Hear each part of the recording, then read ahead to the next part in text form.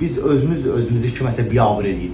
Papaq Lunch restoranında 20 yanvar Hüzün günü niyə tarixi və milli dəyərlərə hörmət olunmur? Bu kimi halların tariximizə biganəliyi ifşa olunub düzəlməlidir. 1990-cı il yanvarın 19-dan 20-sinə keçən gecə. Həmin gecə Azərbaycan xalqı tarix yazırdı. Həmin gecə xalq öz müqəddəratını özü həll edirdi. Əliyalın insanlar azğınlaşmış Sovet ordusunun tanklarının, silahlarının qarşısına çıxmışdı. Həmin gecə analar övladlarını, körpələr atalarını, gənc qadınlar həyat yoldaşlarını itirdi. Bu xalq müstəqilliyi şənliklə yox, qanı ilə qazandı. Bu dövlət məclislərlə yox, şəhidlərin cənazələri üzərində qurulub. 20 yanvar Azərbaycan xalqının yaddaşına qanla yazılmış, heç vaxt silinməyəcək bir tarixdir. Bugün hüzün günüdür, bugün sükut günüdür.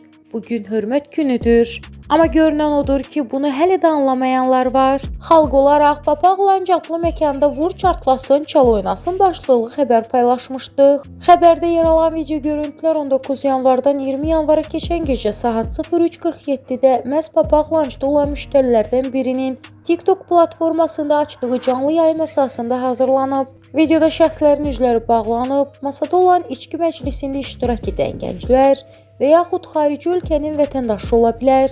Amma və lakin videolarda içki var, məclis var, əyləncə var. 20 yanvar gecəsinə zidd olan hər şey açıq-aydın ortadadır. Bundan sonra özünü Papaq Lunch'ın sahibi kimi təqdim edən bloger Hüseyn Əzzoğlu özünü Instagram səhifəsində video paylaşaraq bildirib ki, güya məkanda heç bir musiqi olmayıb, məclis keçirilməyib.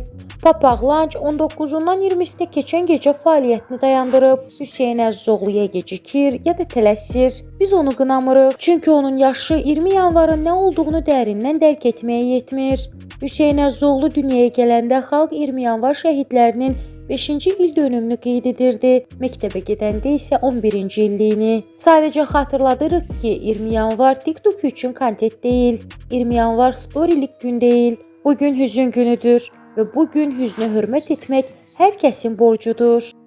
P-A-P-A-G-M-U-S-İ-K-H-A-L-L. Nə oldu? Çayxana. Yeri soxumsunuz. Dava cəhənnəm olun. Əgər Hüseyn Əzzoğlu israrla iddia edirsə ki, heç nə olmayıb, bu böhtandır, video yalandır, buyursun, meydan açıqdır.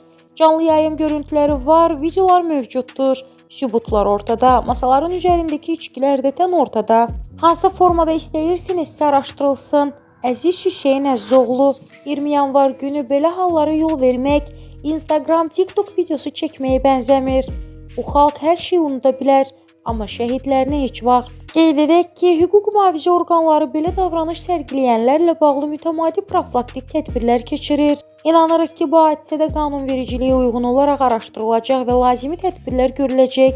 Video qeydiyyatı aidiyyəti qurumlara təqdim etməyə hazırıq.